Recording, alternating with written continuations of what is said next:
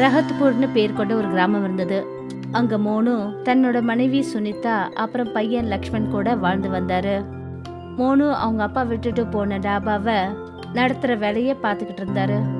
அதே கிராமத்துல சுரேஷ்னு பேர் கொண்ட ஒரு ஆளும் இருந்தாரு. அவர் தன்னோட மனைவி சுஷ்மா கூட தன்னோட டாபாவை நடத்திட்டு வந்தாரு. இன்னைக்கு கூட நம்ம டாபாவுக்கு யாருமே சாப்பிட வரலையே. இன்னைக்கும் யாருமே நம்ம டாபாவுக்கு சாப்பிட வரவே இல்லை. எல்லாரும் அந்த சுரேஷோட டாபாவுக்கு தான் சாப்பிட்றதுக்காக போறாங்க. ஒருவேளை இதே மாதிரி நடந்துட்டு இருந்துச்சுன்னா நம்மளால லக்ஷ்மணை ஒரு நல்ல ஸ்கூல்ல கூட சேர்க்கவே முடியாது. கவலைப்படாதீங்கங்க, நல்ல மனசோட வேலை செய்யுங்க போதும். நான் நிறைய கேட்டிருக்கேன், நம்ம கஷ்டப்பட்டு உழைச்சோன்னா நிச்சயமா நமக்கு நல்ல பலன் கிடைக்குங்க. சுனிதா மோனு கிட்ட பேசிட்டு தன்னோட வீட்டுக்கு புறப்பட்டு போனா.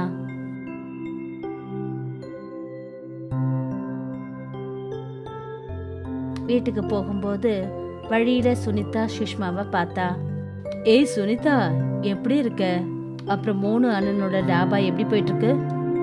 என்னன்னு சொல்றது சுஷ்மா, எங்க டாபாவுக்கு எந்த ஒரு கஸ்டமரும் வரதில்ல. எல்லாரும் உன்னோட அப்புறம் சுரேஷ் அண்ணனோட டாபாவுக்கு தான் சாப்பிட போறாங்க. நானும் அதை தான் பாக்குறேன். எனக்கு என்ன தோணுதுன்னா, அண்ணன் டாபாவை விட்டுட்டு வேற ஏதாவது வேலை தேடிக்கணும். அவங்க அப்பா டாபா நடத்திட்டு இருக்கும்போது கிராமம் மொத்தமும் அவர்கிட்ட தான் சாப்பிட்டுட்டு இருந்தாங்க. அப்படி பார்த்தா மோனு அண்ணனுக்கு அவரோட டாபாவை சரியா நடத்த தெரியல போல இருக்கு. சரி, அப்போ நான் புறப்படுறேன். சுனிதா, இன்னொரு நாளைக்கு எப்போது நாம பேசுவோம், சரியா? இப்படி சொல்லிட்டு சுஷ்மா தன்னுடைய டாபாவுக்கு போயிட்டா.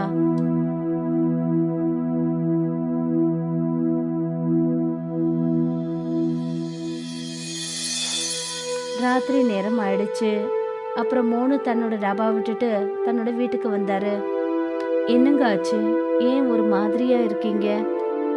இப்போ நான் என்னன்னு சொல்றது? தாபாவில் நமக்கு வருமானமே கிடைக்கல. ஆனா நம்ம லக்ஷ்மணை ஒரு நல்ல ஸ்கூல்ல கண்டிப்பா சேர்த்தாகணும். என்ன யோசிக்கிறேன்னா, தாபாவை வித்துட்டு எங்கேயாவது கூலி வேலை பார்க்கலாம்னு நினைக்கிறேன். அந்த பணத்தை வச்சுக்கிட்டு நம்ம லக்ஷ்மணை ஒரு நல்ல ஸ்கூல்ல சேர்த்துடலாம். அப்புறம் கூலி வேலை செஞ்சு நம்மளோட தினசரி செலவை பார்த்துக்கலாம். ஆனா இந்த டாபா உங்க அப்பாவோட கடைசி அடையாளம். இப்போ நம்மளால என்ன பண்ண முடியும்? அந்த தாபாவை விற்கணும்னு நானும் ஆசைப்படலதான். ஆனா இது கட்டாயமாச்சே. நாளைக்கு காலையிலேயே போயிட்டு தாபாவை யாருக்காவது வித்துடுறேன். இப்படி சொல்லிட்டு மோனு சாப்பிட்டு முடிச்சிட்டு நல்லா தூங்க ஆரம்பிச்சாரு. அவருக்கு ஒரு வித்தியாசமான கனவு வந்துச்சு. அதுல அவர் பார்த்தாரு, அவருடைய அப்பா அவரை கூப்பிட்டுக்கிட்டு இருந்தாரு. மோனு, இங்க பாரு மோனு. அப்பா, அப்பா, நான் உங்களை தான்ப்பா நினைச்சுக்கிட்டே இருந்தேன். அப்பா, என்ன மன்னிச்சிருங்க. நீங்க எனக்கு கொடுத்த தாபாவை என்னால ஒழுங்கா நடத்தவே முடியல. இங்க பாருப்பா, நீ எதுக்காக கவலைப்படுற? நான் உன்கிட்ட ஒரு விஷயம் சொல்றதுக்காக வந்திருக்கேன். நான் சாகரத்துக்கு முன்னாடி பறக்கிற டாபாவை உருவாக்கணும்னு யோசனை பண்ணியிருந்தேன். அந்த யோசனையை நம்ம வீட்டுக்கு பின்னாடி ஒரு இடத்துல பத்திரமா புதைச்சி வச்சிருக்கேன். அப்புறம் அதை உருவாக்குறதுக்கான கொஞ்சம் பணத்தையும் அங்க வச்சிருக்கேன். என்னாலதான் அதை செய்ய முடியாம போயிடுச்சு. ஆனா நீ அந்த பறக்கிற டாபாவை முழுசா உருவாக்கி என்னோட வேலையை முழுமையாக்குப்பா. சரிப்பா, நான் கிளம்புறேன். நான் போறதுக்கான நேரம் வந்துடுச்சு. உன்னோட அம்மா எனக்காக காத்துக்கிட்டு இருப்பா. இப்போவும் அவளுக்கு காத்துக்கிட்டு இருக்கிறது பிடிக்க மாட்டேங்குது. அப்பா நில்லுங்க, நான் உங்ககிட்ட இன்னும் நிறைய விஷயங்கள் பேச வேண்டியிருக்கு. மோனுவோட தூக்கம் கலைஞ்சிடுச்சு. அவர் வீட்டுக்கு பின்னாடி போய் தோண்ட ஆரம்பிச்சாரு. அங்க அவருக்கு ஒரு பெட்டி கிடைச்சது. அந்த பெட்டிய அவர் திறந்த போது அதுல அவருக்கு பறக்கும் டாபாவை எப்படி செய்யறது அதோட பிளான் அதுல போட்டிருந்தது. அப்புறம் அதை செய்யறதுக்கு கொஞ்சம் பணமும் இருந்தது. மோனுவும் சுனிதாவும் 2 பேரும் பறக்கும் டாபாவை செய்ய ஆரம்பிச்சாங்க. அப்பா, நீங்களும் அம்மாவை என்ன பண்ணிட்டு இருக்கீங்க? இங்க பாருப்பா, நாம பறக்கிற தாபாவை பண்ண போறோம். அதனால ஜனங்க வானத்துல பறந்துக்கிட்டே சாப்பாடு சாப்பிடலாம். அப்புறம் நம்ம டாபாவுக்கு மக்கள் தினமும் வருவாங்க. அப்புறம் உன்னை நாங்க ஒரு நல்ல ஸ்கூல்ல சேர்த்து விடுவோம். கொஞ்ச நாள்ல மோனு பறக்கும் டாபாவை செஞ்சிட்டாரு. அதோட வயர் ஒரு மலையில இருந்து இன்னொரு மலைக்கு பின்னப்பட்டிருந்தது. அட, இது என்னது? பறக்கிற தாபாவா? ஆமாங்க, இந்த தாபா வானத்துல பறக்கும். இதனால கஸ்டமர்ஸ் எல்லாம் சாப்பாடோடு சேர்த்து வானத்துல பறக்கிற அனுபவத்தையும் பெற முடியும். அப்படியா? அப்படின்னா நானும் இந்த தாபாவில் சாப்பிட விரும்புகிறேன். அந்த கஸ்டமர் சாப்பிட்றதுக்கு வந்தபோது சுனிதா அந்த டாபாவை பறக்க வச்சா. அப்புறம் மெல்ல மெல்ல டாபா வானத்துல பறக்க ஆரம்பிச்சது. இந்த டாபா நிஜமாவே பறக்குதே. அடடா, நான் எப்பவும் என்னோட வாழ்க்கையில இந்த மாதிரி இடத்துல உட்காந்து சாப்பிட்டதே இல்லையே. மெல்ல மெல்ல கிராமத்துல பறக்கும் டாபாவை பத்தி பேச ஆரம்பிச்சாங்க. கிராமத்து ஜனங்க எல்லாரும் மோனுவோட பறக்கும் உடன் டாபாவில் உட்காந்து சாப்பிட வர ஆரம்பிச்சாங்க. கொஞ்ச நாட்களுக்கு அப்புறம் மோனு லக்ஷ்மண கூட நல்ல ஒரு பள்ளிக்கூடத்துல சேர்த்து விட்டாரு. இன்னொரு பக்கம் சுஷ்மா அப்புறம் சுரேஷோட தாபாவுக்கு மக்கள் வர்றது குறைய ஆரம்பிச்சிடுச்சு. இந்த மோனுவும் சுனிதாவும் பறக்கும் டாபாவை திறந்ததுல இருந்து நம்ம டாபாவுக்கு மக்கள் சாப்பிட வர்றதே இல்ல. நான் என்ன கேள்விப்பட்டேன்னா அவனோட பையன் லக்ஷ்மணனையும் ஒரு நல்ல ஸ்கூல்ல சேர்த்து வச்சிருக்கானா. ஏதாவது ஒண்ணு பண்ணித்தாங்க ஆகணும், இல்லைன்னா நம்ம ஒண்ணுமே இல்லாதவங்கள போயிடுவோம். என்கிட்ட ஒரு ஆலோசனை இருக்கு. நான் என்ன கேள்விப்பட்டேன்னா அவனோட பறக்கிற தாபா ஏதோ ஒரு சாவியால தான் ஓடுதான். சுஷ்மா, என்கிட்ட ஒரு யோசனை இருக்கு. நான் உன்கிட்ட எப்படி சொல்றேனோ அப்படியே பண்ணு. சுரேஷ் சுஷ்மா கிட்ட தன்னுடைய திட்டத்தை என்னன்னு சொன்னாரு. கொஞ்ச நேரத்துக்கு அப்புறம் ராத்திரி சமயம் இருக்கும். மோனுவும் சுனிதாவும் 2 பேருமே வீட்டில் இருந்தாங்க. சுஷ்மா சுனிதாவை பார்க்கறதுக்காக வந்தா. அப்புறம் அந்த உடன் டாபாவோட சாவி அங்க டேபிள்லயே இருந்தது. அப்புறம் சுனிதா, உன்னோட பறக்கும் டாபா நல்லபடியா போயிட்டு இருக்குன்னு கேள்விப்பட்டேன். அப்புறம் நீ உன் புள்ள லக்ஷ்மணனை கூட ஒரு பெரிய பள்ளிக்கூடத்துல சேர்த்து விட்டுட்டியாமே. ஆமா, இதெல்லாம் அந்த மேல இருக்கிற கடவுள் கொடுத்தது. அப்பாவோட அந்த கனவு என் புருஷன் அதை நிறைவேற்றினாரு. சுனிதா, எனக்கு கொஞ்சம் தாகமா இருக்கு, குடிக்கிறதுக்கு ஒரு கிளாஸ் தண்ணி கூட. இரு, இப்பவே கொண்டு வந்து தரேன். தண்ணி கொண்டு வரதுக்காக சுனிதா சமையல் அறைக்கு போன போது சுஷ்மா டாபாவோட சாவியை எடுத்துக்கிட்டு அந்த இடத்த விட்டு போயிட்டா. அவ போய் அந்த சாவிய தன்னோட புருஷன் சுரேஷ் கையில கொடுத்தா. வாவ் சுஷ்மா, உன்னை பாராட்ட வார்த்தையே இல்லை. நாளைக்கு காலையில விடியறதுக்கு முன்னாடி நாம அந்த பறக்கிற தாபாவை பறக்க வச்சு காட்டுக்கு நடுவில் மாட்டி விட்டுருவோம். அந்த தாபாவை ஸ்டார்ட் பண்ணிட்டு நாம அதுல இருந்து வெளியே ஓடி வந்துடலாம். வாங்க, சீக்கிரம் வாங்க, என் அருமை கணவரே, சீக்கிரம் விடிய போகுது, வாங்க. சுரேஷ் அப்புறம் சுஷ்மா 2 பேருமே அந்த டாபாவை நோக்கி போனாங்க. அப்புறம் இங்க மோனு நல்ல தூக்கத்துல தூங்கிட்டு இருந்தாரு. அப்ப அவருக்கு கனவுல என்ன தெரிஞ்சதுன்னா, மறுபடியும் ஒரு முறை அவரை யாரோ கூப்பிடுறாங்க. எப்ப பார்த்தாலும் தூங்கிக்கிட்டே இருக்க. அம்மா அம்மா, நான் எப்பவும் உங்களை தான் நினைச்சிட்டு இருக்கேன். ஆமா பக்கண்ணா, அது நல்லாவே தெரியுது. உன்னோட வீட்ல இருந்து உன்னோட டாபாவோட சாவிய திருடிட்டாங்க. உனக்கு அதோட கவனமே இல்லாம போயிடுச்சு. எப்பவும் போல நீ கொஞ்சம் கூட அக்கறையே இல்லாம இருக்க. நீங்க திட்டுறதை கேட்கும்போது எனக்கு சந்தோஷமா இருக்கு. உங்களை பார்த்ததுல எனக்கு ரொம்ப சந்தோஷமா இருக்கு. எனக்கும் தான்ப்பா கண்ணா, நீ ரொம்ப தூங்கிட்ட, இப்ப எழுந்துக்க. மூணு தன்னோட தூக்கத்துல இருந்து எழுந்தாரு. அப்புறம் தன்னோட மனைவி சுனிதாவையும் எழுப்பினாரு. இன்னொரு பக்கம் சுஷ்மாவும் சுரேஷும் அந்த டாபாவுக்கு போய் சேர்ந்துட்டாங்க. இப்ப இருக்க ஆட்டம் தாபாவை பறக்க வைக்கணும்னு ரொம்ப ஆசைப்பட்டான்ல. புல்லாங்குழல்னு ஒண்ணு இருந்தா தானே ஊதர சத்தம் ஒண்ணு கேட்கும். இதை நம்ம வானத்துல பறக்க விட்டுடுவோம். யாராலையும் அதுல ஏறவும் முடியாது, யாராலையும் அவங்கள கீழே இறக்கவும் முடியாது. சுரேஷும் சுஷ்மாவும் 2 பேரும் டாபாக்குள்ள போயிட்டாங்க. போனதுமே 2 பேர்ல யாருக்குமே ஒரு விஷயம் தெரியாது, இதை எப்படி ஸ்டார்ட் பண்றதுன்னு. அப்பதான் சுஷ்மா அந்த டாபாக்குள்ள ஒரு கட்டுப்பாட்டு பொருள் அவ கண்ணுக்கு தெரிஞ்சது. இங்க பாருங்களேன், இங்க ஹேண்டில்னு பேர் கொண்ட ஒரு கட்டுப்பாட்டு பொருள் இருக்கு. இதுதான் இந்த டாபாவை பறக்க வைக்கும் போல இருக்கு. ஆமா, அப்படின்னா இதாலதான் இந்த தாபா பறக்கும்னு நினைக்கிறேன். நான் இந்த ஹேண்டில மேல தூக்குறேன், அதுக்கப்புறம் நம்ம 2 பேரும் இங்க இருந்து ஓடிடலாம். சுரேஷ் அந்த ஹேண்டில மேல இழுத்தாரு, ஆனா அது மேல வரவே இல்லை. சுரேஷ் தன்னோட முழு பலத்தை செலுத்தி அந்த ஹேண்டில மேல இழுக்கிறதுக்கு முயற்சி பண்ணாரு. அவரு பயங்கர பலத்தை செலுத்தினதும் ஹேண்டில் உடஞ்சி போச்சு. அப்புறம் டாபா வானத்துல ரொம்ப வேகமா பறந்துச்சு. ஐயோ, நாம கீழே இறங்குறதுக்கு முடியாம போயிடுச்சு. இந்த டாபாவை கீழே எப்படியாவது இறக்குங்க. எப்படி இறக்குறது? அந்த ஹேண்டில் தான் உடஞ்சு போச்சே. ஐயோ, இப்ப நாம எப்படிங்க கீழே போறது? நமக்கு எங்க இப்படி ஒரு கொடுமை ஆச்சு? இது எல்லாமே நாம செஞ்ச தப்பு தான்.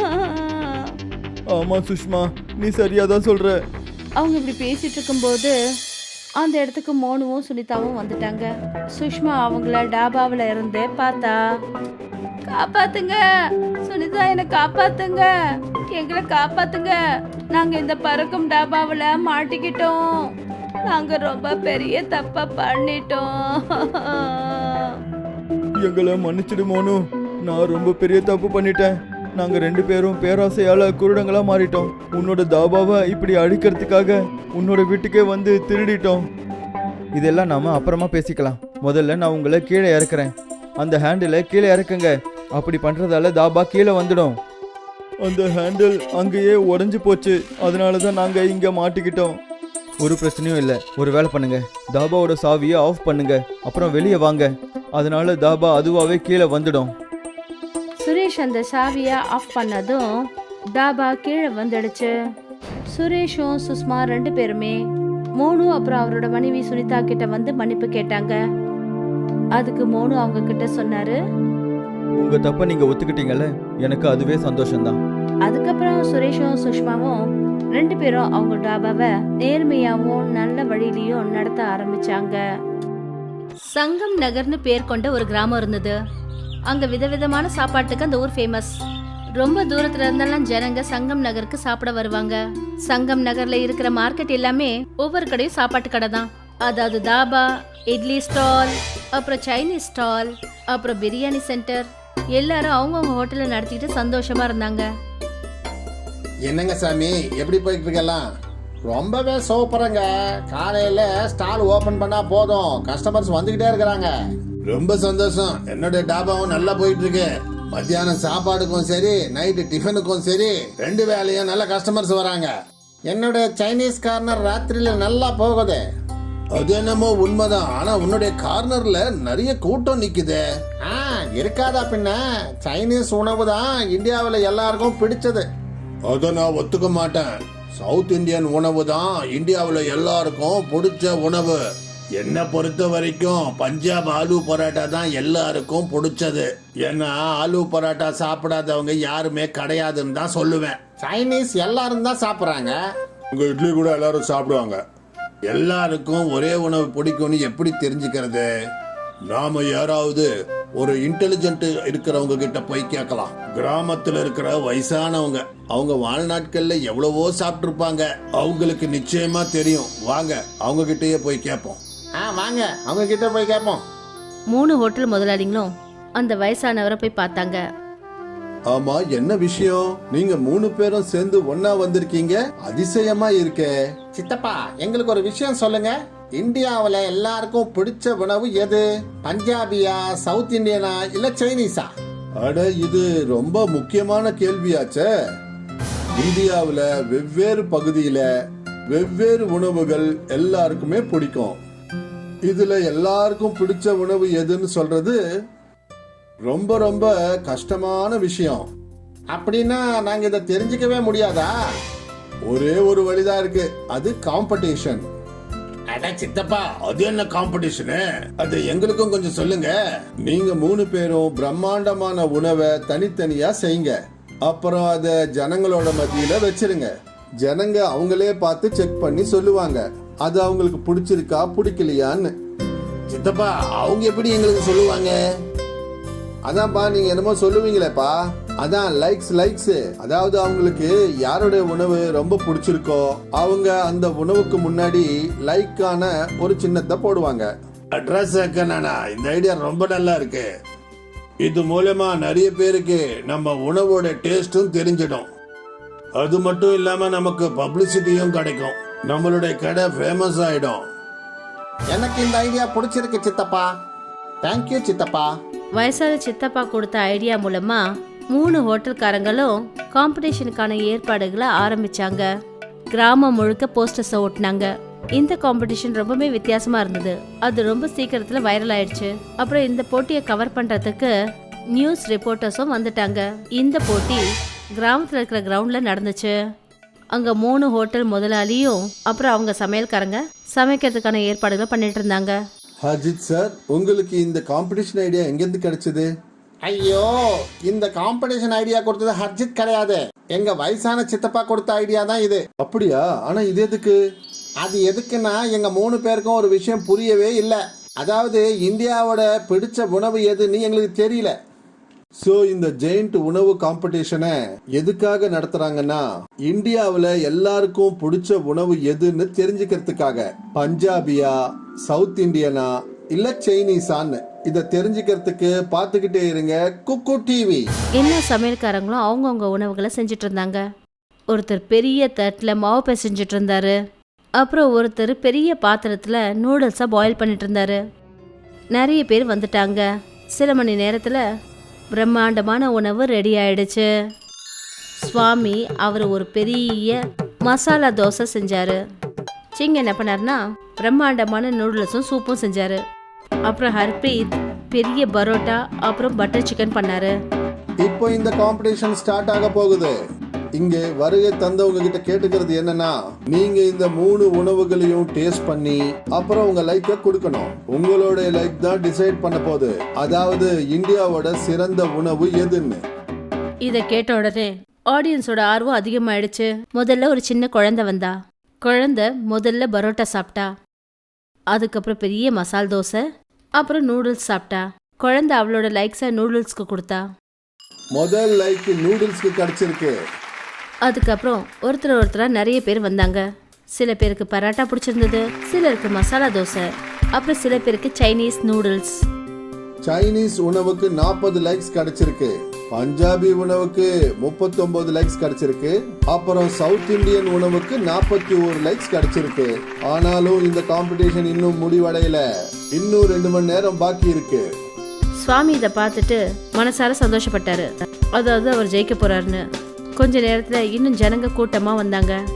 இவங்களும் ஒவ்வொன்றா எல்லா உணவுகளையும் டேஸ்ட் பண்ணாங்க. அப்புறம் தன்னோட லைக்கை கொடுத்தாங்க. இப்போ இந்த போட்டி முடிவடைந்தது. அப்புறம் ஆச்சரியப்படுற விஷயம் என்னன்னா, பஞ்சாபி, சவுத் இந்தியன் அப்புறம் சைனீஸ் 3 பேருக்கும் 100 லைக் ஈக்குவலா கிடைச்சிருக்கு. இதை கேட்டதும் ஹர்ப்ரீத், சுவாமி அப்புறம் சிங் 3 பேருக்கும் கவலையாயிடுச்சு. ஐயோ, இப்ப எப்படிப்பா தெரிஞ்சுக்கிறது எந்த உணவு ரொம்ப பிடிச்ச உணவுன்னு யாருக்கு தெரியும்? அப்பதான் இங்க வயசான சித்தப்பா வந்தாரு. நீங்க தானே எங்கிட்ட சொன்னீங்க இந்த காம்படிஷன் மூலமா எந்த உணவு எல்லாருக்கும் ரொம்ப பிடிச்ச உணவுன்னு தெரிஞ்சுக்கலாம்னு சொன்னீங்க. ஆனா இங்க 3 பேருக்குமே 100 லைக்ஸ் கிடைச்சிருக்கு. இப்ப கூடவா உங்களுக்கு யாருக்குமே புரியல? அதான் என்ன, அதாவது உங்க 3 பேருடைய உணவுகளும் இந்தியாவில் இருக்கிற எல்லாருக்குமே பிடிச்சிருக்குன்னு அர்த்தம். உணவு இந்தியாவை சேர்த்து வைக்குமே தவிர பிரிக்காது. சவுத் இந்தியாவோட இட்லியை இங்க இருக்கிறவங்க எப்படி விரும்பி சாப்பிடுறாங்களோ அத டெல்லியிலயும் விரும்பி சாப்பிடுவாங்க. பஞ்சாப் பரோட்டா பெங்காலுக்கு சேர்ந்த எல்லார் வீட்லயும் செய்யறாங்க. அப்புறம் இந்த சைனீஸ் உணவோட சுவை கிழக்கிலிருந்து மேற்கு வரைக்கும் மாறவே மாறாது. எப்படி இந்தியாவில் ஒரே ஒரு மொழி இல்லைன்னு சொல்ல முடியாதோ அதே மாதிரிதான் ஒரே ஒரு பிடிச்ச உணவுன்னு சொல்ல முடியாது. ஏன்னா இந்தியா தன்னுடைய பல்முகத்தன்மையால பிரசித்தமானது. இதெல்லாம் டிவில லைவா வந்துகிட்டு இருக்கு. இப்ப பாத்தீங்களா இந்த ஜாயிண்ட் ஃபுட் காம்படிஷன் எப்படி இந்தியாவை சேர்த்துச்சுன்னு? இந்த கிராமத்து ஜனங்க உண்மையை தான் சொல்றாங்க. இவங்களுடைய இந்த வயசான சித்தப்பா ரொம்ப புத்திசாலி.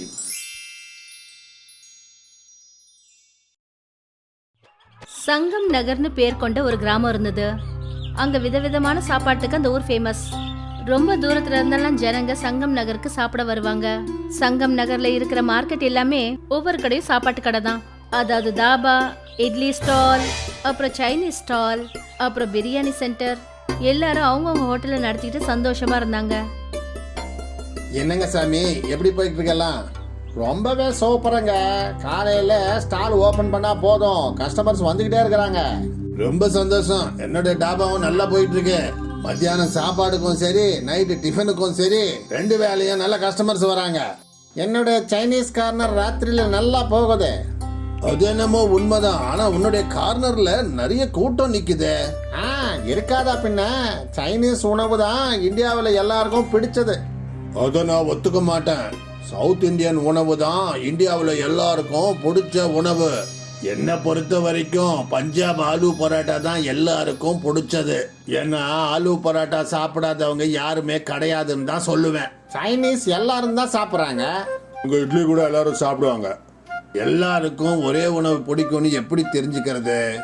நாம யாராவது ஒரு இன்டெலிஜென்ட் இருக்கிறவங்க கிட்ட போய் கேட்கலாம். கிராமத்துல இருக்கிற வயசானவங்க, அவங்க வாழ்நாட்கள்ல எவ்வளவோ சாப்பிட்டுருப்பாங்க. அவங்களுக்கு நிச்சயமா தெரியும். வாங்க அவங்க கிட்டயே போய் கேட்போம். வாங்க அவங்க கிட்ட போய் கேட்போம். 3 ஹோட்டல் முதலாளிகளும் அந்த வயசானவரை போய் பார்த்தாங்க. ஆமா, என்ன விஷயம்? நீங்க 3 பேரும் சேர்ந்து ஒன்னா வந்திருக்கீங்க, அதிசயமா இருக்கே. சித்தப்பா, எங்களுக்கு ஒரு விஷயம் சொல்லுங்க. இந்தியாவுல எல்லாருக்கும் பிடிச்ச உணவு எது? பஞ்சாபியா, சவுத் இந்தியனா, இல்ல சைனீஸா? அட, இது ரொம்ப முக்கியமான கேள்வியாச்சே. இந்தியாவுல வெவ்வேறு பகுதியில வெவ்வேறு உணவுகள் எல்லாருக்குமே பிடிக்கும். இதுல எல்லாருக்கும் பிடிச்ச உணவு எதுன்னு சொல்றது ரொம்ப ரொம்ப கஷ்டமான விஷயம். அப்படின்னா நாங்க இதை தெரிஞ்சுக்கவே முடியாதா? ஒரே ஒரு வழிதான் இருக்கு, அது காம்படிஷன். அட சித்தப்பா, அது என்ன காம்படிஷனு? அது எங்களுக்கும் கொஞ்சம் சொல்லுங்க. நீங்க 3 பேரும் பிரம்மாண்டமான உணவை தனித்தனியா செய்யுங்க. அப்புறம் அத ஜனங்களோட மத்தியில வச்சிருங்க. ஜனங்க அவங்களே பார்த்து செக் பண்ணி சொல்லுவாங்க அது அவங்களுக்கு பிடிச்சிருக்கா பிடிக்கலையான்னு. சித்தப்பா, அவங்க எப்படி எங்களுக்கு சொல்லுவாங்க? அதான்ப்பா, நீங்க என்னமோ சொல்லுவீங்களேப்பா, அதான் லைக்ஸ். அதாவது அவங்களுக்கு யாருடைய உணவு ரொம்ப பிடிச்சிருக்கோ அவங்க அந்த உணவுக்கு முன்னாடி லைக்கான ஒரு சின்னத்தை போடுவாங்க. அட்ரஸ் இந்த ஐடியா ரொம்ப நல்லா இருக்கு.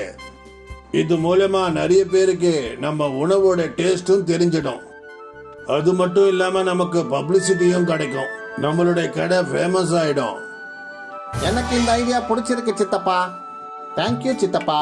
வயசான சித்தப்பா கொடுத்த ஐடியா மூலமா 3 ஹோட்டல்காரங்களும் காம்படிஷனுக்கான ஏற்பாடுகளை ஆரம்பிச்சாங்க. கிராமம் முழுக்க போஸ்டர்ஸை ஓட்டினாங்க. இந்த காம்படிஷன் ரொம்பவே வித்தியாசமா இருந்தது. அது ரொம்ப சீக்கிரத்துல வைரல் ஆயிடுச்சு. அப்புறம் இந்த போட்டியை கவர் பண்றதுக்கு நியூஸ் ரிப்போர்ட்டர்ஸும் வந்துட்டாங்க. இந்த போட்டி கிராமத்துல இருக்கிற கிரவுண்ட்ல நடந்துச்சு. அங்க 3 ஹோட்டல் முதலாளியும் அப்புறம் அவங்க சமையல்காரங்க சமைக்கிறதுக்கான ஏற்பாடுகளை பண்ணிட்டு இருந்தாங்க. அஜித் சார், உங்களுக்கு இந்த காம்படிஷன் ஐடியா எங்கிருந்து கிடைச்சது? ஐயோ, இந்த காம்படிஷன் ஐடியா கொடுத்தது ஹர்ஜித் கிடையாது. எங்க வயசான சித்தப்பா கொடுத்த ஐடியா தான் இது. அப்படியா? ஆனா இது எதுக்கு? அது எதுக்குன்னா எங்க 3 பேருக்கும் ஒரு விஷயம் புரியவே இல்லை. அதாவது இந்தியாவோட பிடிச்ச உணவு எதுன்னு எங்களுக்கு தெரியல. சோ இந்த ஜெயிண்ட் உணவு காம்படிஷனை எதுக்காக நடத்துறாங்கன்னா, இந்தியாவுல எல்லாருக்கும் பிடிச்ச உணவு எதுன்னு தெரிஞ்சுக்கிறதுக்காக. பஞ்சாபியா, சவுத் இந்தியனா, இல்ல சைனீஸான்னு இத தெரிஞ்சுக்கிறதுக்கு பாத்துக்கிட்டே இருங்க குக்கு டிவி. எல்லா சமையல்காரங்களும் அவங்கவுங்க உணவுகளை செஞ்சுட்டு இருந்தாங்க. ஒருத்தர் பெரிய தட்டுல மாவு பிசைஞ்சிட்டு இருந்தாரு. அப்புறம் ஒருத்தர் பெரிய பாத்திரத்துல நூடுல்ஸை பாயில் பண்ணிட்டு இருந்தாரு. நிறைய பேர் வந்துட்டாங்க. சில மணி நேரத்துல பிரம்மாண்டமான உணவு ரெடி ஆயிடுச்சு. சுவாமி அவர் ஒரு பெரிய மசாலா தோசை செஞ்சாரு. சிங் என்ன பண்ணாருன்னா பிரம்மாண்டமான நூடுல்ஸும் சூப்பும் செஞ்சாரு. அப்புறம் ஹர்ப்ரீத் பெரிய பரோட்டா அப்புறம் பட்டர் சிக்கன் பண்ணாரு. இப்போ இந்த காம்படிஷன் ஸ்டார்ட் ஆக போகுது. இங்க வருகை தந்தவங்க கிட்ட கேட்டுக்கிறது என்னன்னா, நீங்க இந்த 3 உணவுகளையும் டேஸ்ட் பண்ணி அப்புறம் உங்க லைக்க கொடுக்கணும். உங்களோட லைக் தான் டிசைட் பண்ண போகுது, அதாவது இந்தியாவோட சிறந்த உணவு எதுன்னு. இத கேட்ட உடனே ஆடியன்ஸோட ஆர்வம் அதிகமாயிடுச்சு. முதல்ல ஒரு சின்ன குழந்தை வந்தா. குழந்தை முதல்ல பரோட்டா சாப்பிட்டா. அதுக்கப்புறம் பெரிய மசால் தோசை அப்புறம் நூடுல்ஸ் சாப்பிட்டா. குழந்தை அவளோட லைக்ஸை நூடுல்ஸ்க்கு கொடுத்தா. முதல் லைக் நூடுல்ஸ்க்கு கிடைச்சிருக்கு. அதுக்கப்புறம் ஒருத்தரா நிறைய பேர் வந்தாங்க. சில பேருக்கு பரோட்டா பிடிச்சிருந்தது, சிலருக்கு மசாலா தோசை, அப்புறம் சில பேருக்கு சைனீஸ் நூடுல்ஸ். சைனீஸ் உணவுக்கு 40 லைக்ஸ் கிடைச்சிருக்கு. பஞ்சாபி உணவுக்கு 39 லைக்ஸ் கிடைச்சிருக்கு. அப்புறம் சவுத் இந்தியன் உணவுக்கு 41 லைக்ஸ் கிடைச்சிருக்கு. ஆனாலும் இந்த காம்படிஷன் இன்னும் முடிவடையல. இன்னும் 2 மணி நேரம் பாக்கி இருக்கு. சுவாமி இதை பார்த்துட்டு மனசார சந்தோஷப்பட்டாரு. அதாவது அவர் ஜெயிக்க போறாருன்னு. கொஞ்ச நேரத்துல இன்னும் ஜனங்க கூட்டமா வந்தாங்க. இவங்களும் ஒவ்வொன்றா எல்லா உணவுகளையும் டேஸ்ட் பண்ணாங்க. அப்புறம் தன்னோட லைக்கை கொடுத்தாங்க. இப்போ இந்த போட்டி முடிவடைந்தது. அப்புறம் ஆச்சரியப்படுற விஷயம் என்னன்னா, பஞ்சாபி, சவுத் இந்தியன் அப்புறம் சைனீஸ் 3 பேருக்கும் 100 லைக் ஈக்குவலா கிடைச்சிருக்கு. இதை கேட்டதும் ஹர்ப்ரீத், சுவாமி அப்புறம் சிங் 3 பேருக்கும் கவலையாயிடுச்சு. ஐயோ, இப்ப எப்படிப்பா தெரிஞ்சுக்கிறது எந்த உணவு ரொம்ப பிடிச்ச உணவுன்னு? யாருக்கு தெரியும்? அப்பதான் இங்க வயசான சித்தப்பா வந்தாரு. நீங்க தானே எங்ககிட்ட சொன்னீங்க இந்த காம்படிஷன் மூலியமா எந்த உணவு எல்லாருக்கும் ரொம்ப பிடிச்ச உணவுன்னு தெரிஞ்சுக்கலாம்னு சொன்னீங்க. ஆனா இங்க 3 பேருக்குமே 100 லைக்ஸ் கிடைச்சிருக்கு. இப்ப கூடவா உங்களுக்கு யாருக்குமே புரியல? அதான் என்ன? அதாவது உங்க 3 பேருடைய உணவுகளும் இந்தியாவில் இருக்கிற எல்லாருக்குமே பிடிச்சிருக்குன்னு அர்த்தம். உணவு இந்தியாவை சேர்த்து வைக்குமே தவிர பிரிக்காது.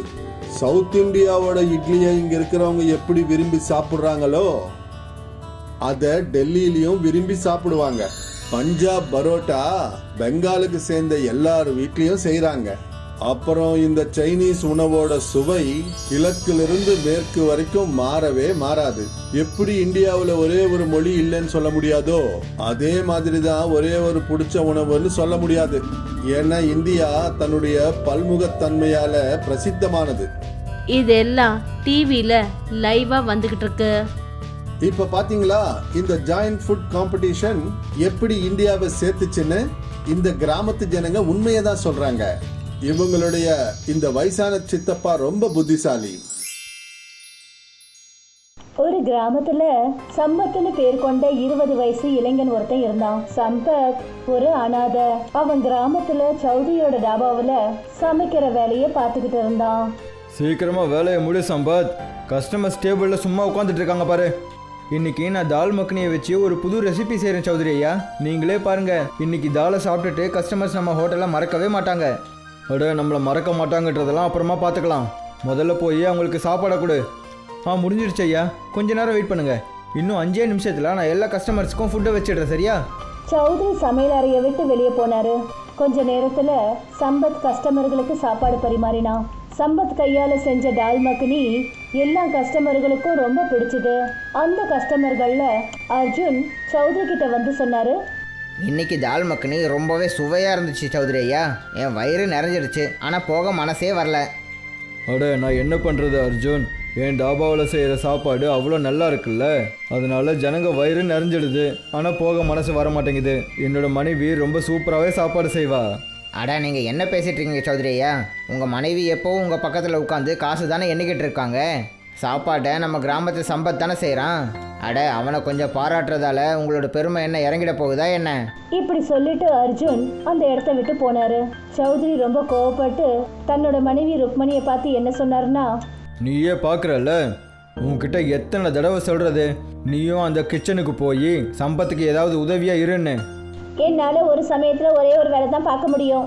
ஒன்று நான் பணத்தை எண்ணுவேன், இல்லைன்னா சமையல் அறையில சேர்ல போய் உட்காருவேன். நீ சரியான முட்டாளாக ஆகிக்கிட்டே தான் இருக்க. கொஞ்சம் யோசி. ஒருவேளை சம்பத் நாளைக்கே நம்ம தாபா விட்டு போயிட்டானா அப்புறம் என்ன ஆகும்? ஜனங்களுக்கு அவன் கையால் செய்கிற சாப்பாடு தான் ரொம்பவே பிடிச்சிருக்கு. அதனால தான் நான் எல்லா ஜனங்கக்கிட்டையும் சாப்பாடு அவன் கிடையாது நீ தான் செஞ்சுக்கிட்டு இருக்கேன்னு சொல்லிக்கிட்டு இருக்கேன்.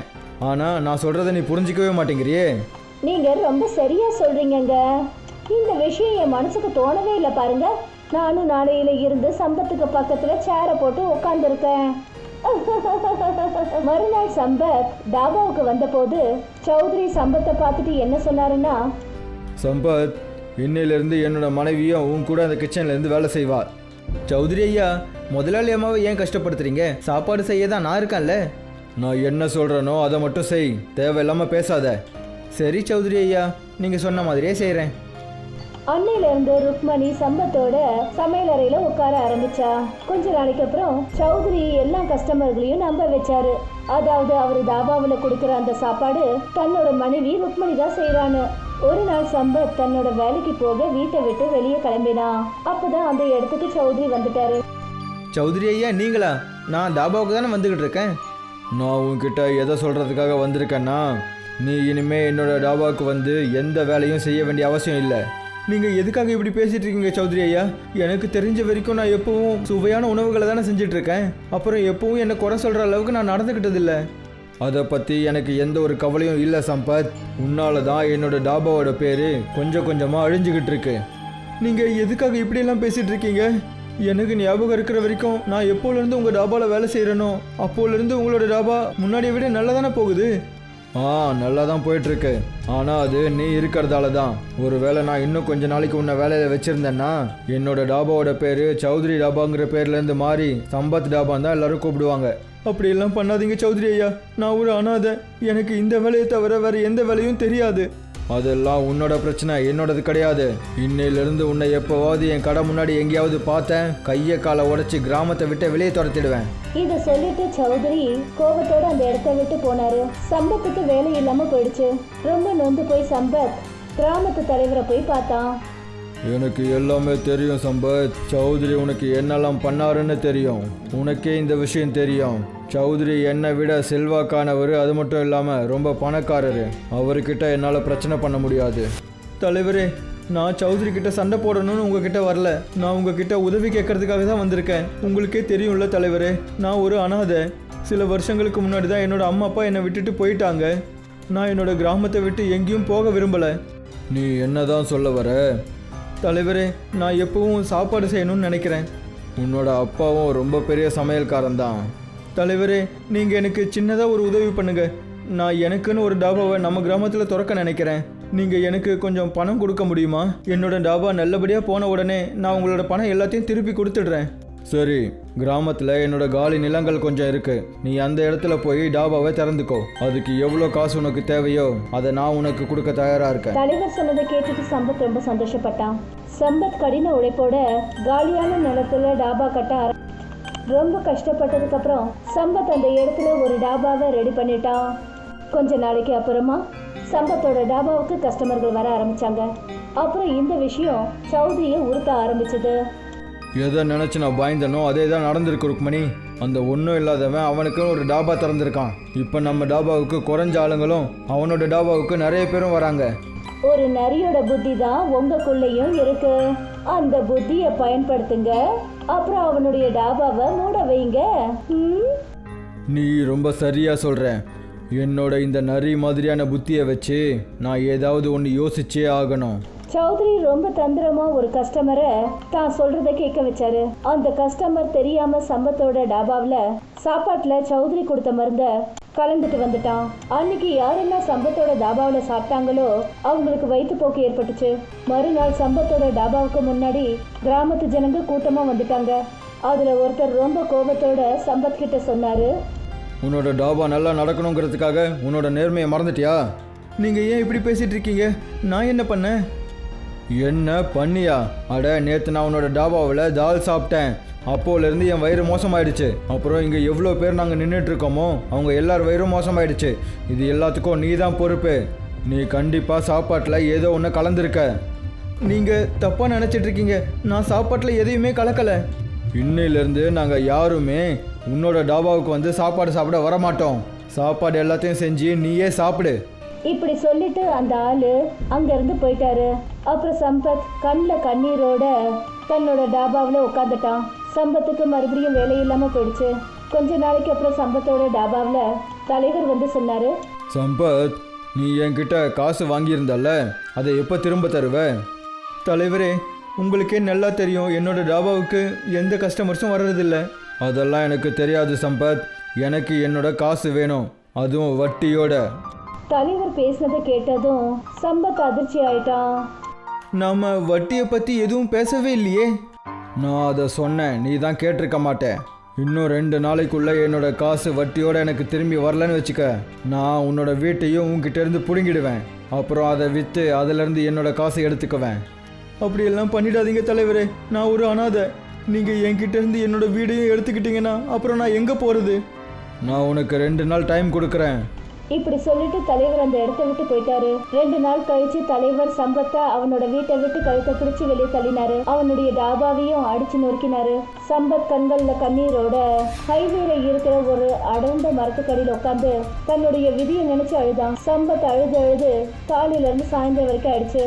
அப்பதான் அவன் பார்த்தான், அந்த மரத்துல ஒரு பறவை கூடு கட்டி இருந்தது. அந்த கூடை ஒரு கழுகு சுத்திக்கிட்டே இருந்தது. இந்த கழுகை நம்ம துரத்தி ஆகணும், இல்லைன்னா அது அதோட கூட்டை உடைச்சிடும். என்னோட வீட்டை காப்பாற்றுறதுக்கு தான் எந்த கிராமத்து ஜனங்களும் இல்லை. ஆனால் பாவம், இந்த பறவையோட கூட்டை இந்த கழுகு வந்து உடைக்கிறத நான் விட மாட்டேன். சம்பத் அந்த கழுகை அந்த இடத்த விட்டு துரத்தினான். அப்போதான் அங்கே ஒரு அதிசயமே நடந்தது. அந்த கூடுல உட்கார்ந்துருந்த ஒரு சின்ன பறவை சம்பத்து கிட்ட வந்து உட்கார்ந்தது. ஒரு பெரிய ஒலியோட ஒரு அழகான பெண்ணா அது மாறுச்சு. நீ யாரு? பல வருஷங்களுக்கு முன்னாடி ஒரு சாபத்தினால என்ன ஒரு பறவையா மாத்தி அந்த கூடுல கைது செய்யப்பட்டு இருந்தேன். அப்படி நீ அந்த கழுகை மட்டும் விரட்டாம இருந்திருந்தா அந்த கழுகு என்ன கொன்னு என் கூடையே நாசம் பண்ணிருக்கும். அது கழுகு உருவத்துல இருந்த ஒரு ராட்சசன். ஆனால் நீ எப்படி உன்னோட நிஜமான ரூபத்துக்கு வந்த? எனக்கு என்ன சொல்லப்பட்டிருந்ததுன்னா, அதாவது வாழ்க்கையில அடிபட்டு ரொம்ப கஷ்டப்பட்டு வேதனையோட இருக்கிற ஒரு இளைஞன் உனக்கு உதவி செஞ்சா என்னுடைய இந்த சாபம் போயிடும்னு சொன்னாங்க. அப்புறம் பாரு, நானும் முக்தி அடைஞ்சிட்டேன். நீ எனக்கு உதவி செஞ்சிருக்க, அதனால நானும் உனக்கு உதவி செய்வேன். உன்னை பத்தி எனக்கு எல்லாமே தெரியும். உன்னால எப்படி எனக்கு உதவி பண்ண முடியும்? ஏன் என்னால பண்ண முடியாது? நீ ரொம்ப நல்லாவே சமைக்கிற ஆளு. உன்கிட்ட பணம் காசு கிடையாது. ஒரே ஒரு வீடு இருந்தது, அதுவும் பறிக்கப்பட்டுடுச்சு. ஆனாலும் பரவாயில்லை, விடு. எந்த கூண்டு உடப்படாம நீ காப்பாத்தினியும் அதே கூண்டு இன்னிலிருந்து உன்னுடைய வீடா மாறும். அப்புறம் இந்த கூடுக்குள்ள உன்னுடைய சொந்தமான ஒரு கூடு ரெஸ்டாரண்ட் இருக்கும். இதை சொல்லிட்டு அந்த அழகான பொண்ணு அந்த கூடை நோக்கி சைகை காட்டினா. அப்பதான் ஒரு வேகமான ஒளியோட அந்த கூடு ஒரு ரெஸ்டாரண்டா மாறிடுச்சு. அதோட படிக்கட்டுகள் அழகான மரத்தால செய்யப்பட்டிருந்தது. இந்த கூடு ரெஸ்டாரண்ட் இன்னிலிருந்து உனக்கு சொந்தமானது. இனிமே இந்த இடத்தை விட்டு உன்னை யாரும் வெளியே அனுப்ப முடியாது. யாராவது உன்னை இந்த இடத்தை விட்டு வெளியே அனுப்ப முயற்சி பண்ணாங்கன்னா கடைசியில அவனே பிரச்சனையில மாட்டிப்பான். இப்படி சொல்லிட்டு அந்த அழகான பொண்ணு அங்கிருந்து மறைஞ்சிட்டா. சம்பத் அந்த ரெஸ்டாரண்ட்குள்ள போனான். அவன் பார்த்தான், அந்த ரெஸ்டாரண்ட் உள்ள பார்க்கறதுக்கு 5 ஸ்டார் ஹோட்டல் மாதிரி இருந்தது. அங்க பெரிய பெரிய காஸ்ட்லியான டேபிள்ஸ் இருந்தது. அப்புறம் ஒரு 5 ஸ்டார் ஹோட்டல் மாதிரியே எல்லா விதமான வசதிகளும் அங்க நிறைஞ்சிருந்தது. கொஞ்ச நேரத்துல நிம்மதியா சம்பத் அங்க தூங்கினான். மறுநாள் டிஃபன் சாப்பிட்டுட்டு சம்பத் கீழே இறங்கினான். அப்பதான் அவன் முன்னாடி ஒரு கார் வந்து நின்னுச்சு. அதுல இருந்து ஒரு அழகான இளைஞன் வெளியே வந்து சம்பத் கிட்ட சொன்னாரு, இது எந்த மாதிரி ரெஸ்டாரண்ட் ப்ரோ? இந்த மாதிரி ரெஸ்டாரண்ட்ஸை நான் ஃபாரின்ஸில் மட்டும்தான் பார்த்துருக்கேன், ஆனால் அதுவும் ஃபோட்டோவில் மட்டும்தான். இது என்னோட ரெஸ்டாரண்ட் தான், கூடு ரெஸ்டாரண்ட். என்னோட ரெஸ்டாரண்ட்டில் எல்லா டைப் ஆஃப் ஃபுட்டும் இருக்குது. சரி, நீங்கள் எனக்கு உங்கள் ரெஸ்டாரண்ட்டை சுற்றி காட்டுறீங்களா? சுற்றி காட்டுறது என்ன சார், நீங்கள் தான் என்னோடய ஃபஸ்ட்டு கஸ்டமர். உங்களுக்காக இன்றைக்கி உங்கள் ஃபுட்டு ஃப்ரீ தான். சம்பத் அவருக்கு ரொம்ப அற்புதமான சமையலை தயார் பண்ணான். சாப்பாடு சாப்பிட்டுட்டு அந்த இளைஞர் ருசி பார்த்துக்கிட்டு என்ன சொன்னார்னா, நான் சொல்கிறத நம்புங்க, நான் எவ்வளவோ பெரிய பெரிய 5 ஸ்டார் ஹோட்டல்லலாம் சாப்பிட்ருக்கேன். ஆனால் இந்த மாதிரி ஒரு சுவையான சாப்பாட்டை என்னோடய லைஃப்பில் நான் சாப்பிட்டதே கிடையாது. நான் ரொம்பவே பெரிய ஒரு கம்பெனியில் அட்வர்டைஸராக ஒர்க் பண்ணிக்கிட்டு இருக்கேன். உங்களுக்கு ஓகேனா நான் உங்களோட இந்த கூடு ரெஸ்டாரண்ட்டை அட்வர்டைஸ் பண்ணி கொடுக்கவா? அப்போ உங்கள் ரெஸ்டாரண்ட் ரொம்பவே ஃபேமஸ் ஆகிடும். அப்புறம் இங்கே கஸ்டமர்ஸோட கூட்டமும் நிறைஞ்சிடும். நீங்கள் மட்டும் அப்படி பண்ணீங்கன்னா அது எனக்கு செய்கிற ரொம்பவே பெரிய உதவியாக இருக்கும். அந்த இளைஞர் அங்கிருந்து சிரிச்சுக்கிட்டே போனாரு. மறுநாள் அந்த ரெஸ்டாரண்ட்டுக்கு நகரத்திலிருந்து வர மக்கள் கூட்டம் அதிகமாயிடுச்சு. அந்த கூட்டத்துல பெரிய பெரிய தலைவர்கள், பத்திரிகையாளர்கள், ரொம்ப பெரிய பணக்கார ஃபேமிலிங்க இருந்தது. சம்பத்தோட கூடு ரெஸ்டாரண்ட் சில மாசங்கள்லயே இந்தியாவில் ரொம்ப ஃபேமஸ் ஆயிடுச்சு. அப்புறம் இந்த விஷயம் சௌத்ரியையும் தலைவரையும் ரொம்ப உறுத்த ஆரம்பிச்சது. நீ பேருக்கு மட்டும்தான் ஒரு தலைவர், ஆனால் உன்னால் ஒரு சின்ன வேலையை கூட செய்ய முடியல. நீ என்னெல்லாம் சொன்னியோ அதை விட நான் நிறையவே செஞ்சிட்டேன், தெரியும்ல. அட, நீ அவனை உன்னோட டாபாவில் இருந்து மட்டும்தான் துரத்தி விட்டேன், ஆனால் நான் அவனோட வீட்டையே எடுத்துக்கிட்டு அவனை துரத்தி விட்டேன். அட, அவனோட தலையெழுத்து நல்லா இருக்கும்போது அதில் நான் என்ன பண்ண முடியும்? இதை பேசுகிறதால என்ன பிரயோஜனம் தலைவரே? அவனோட அந்த கூடு ரெஸ்டாரண்ட்டுக்கு சிட்டியில் இருக்கிற பணக்காரங்களாம் வராங்க. அப்புறம் கிராமத்தில் இருக்கிற ஜனங்களுக்கு அவன் அந்த கூடு ரெஸ்டாரண்ட்டில் உணவை ஃப்ரீயாக கொடுத்துட்ருக்கான். அவன் தினமும் எல்லாருக்கும் அன்னதானம் கொடுக்குறான், நல்ல பேரை வாங்கிக்கிறான். அப்புறம் நாம் இங்கே வெறும் கையை வீசிக்கிட்டு தான் உட்காந்துட்டு இருக்க வேண்டியதாக இருக்குது. உனக்கு என்ன தான் வேணும்? எனக்கு என்ன வேணும்னா அவனோட அந்த கூடு ரெஸ்டாரண்ட்டில் தீ வச்சுடு. அப்படின்னா எதுக்கு வெயிட் பண்ணிக்கிட்டு? சரி, கிளம்பலாம். இன்னைக்கு நைட்டு அந்த நல்ல வேலையை முடிச்சு வச்சிடலாம். தலைவரும் சௌத்ரியும் பெட்ரோலை எடுத்துக்கிட்டு அந்த மரத்துக்கிட்ட வந்தாங்க. அவங்க அந்த மரத்து மேல பெட்ரோலை தெளிச்சாங்க. ஆனா அதுல அவங்க நெருப்பை வைக்கிறதுக்கு முயற்சி பண்ண போது திடீர்னு அவங்க உடம்புல ரொம்ப மோசமா எரிய ஆரம்பிச்சது. அப்புறம் அவங்க பயங்கரமா கத்த ஆரம்பிச்சாங்க. சம்பத்தும் மற்ற கஸ்டமர்களும் ரெஸ்டாரண்ட்டுக்கு கீழே வந்தாங்க. அட, உங்க 2 பேருக்கும் என்னாச்சு? நீங்க 2 பேரும் ஏன் கத்திக்கிட்டு இருக்கீங்க? எங்களை மன்னிச்சிடு சம்பத், நாங்கள் 2 பேரும் உன்னோட கூடு ரெஸ்டாரண்ட்டுக்கு தீ வைக்கிறதுக்காக தான் வந்தோம். ஆனால் நாங்கள் அந்த கூட்டில் தீ வைக்க முயற்சி பண்ணும்போது எங்களோட உடம்புல ஏதோ தீ எரியிற மாதிரியே இருக்குது. இன்றைக்கி ஏதோ தப்பு பண்ணிட்டீங்க தலைவரே, ஆனால் இதுக்கப்புறம் எப்பவும் அந்த தப்பை மட்டும் பண்ணிடாதீங்க. அப்போதான் அந்த கூடு ரெஸ்டாரண்ட்குள்ளே இருந்து ஒரு குரல் கேட்டுச்சு. அவங்க 2 பேர்கிட்டயும் சொல்லு, இப்பவே அந்த கிராமத்தை விட்டு போக சொல்லு. இல்லைன்னா அவங்க உடம்புல இருக்கிற எரிச்சலை உலகத்தில் இருக்கிற எந்த டாக்டராலையும் சரி பண்ணவே முடியாது.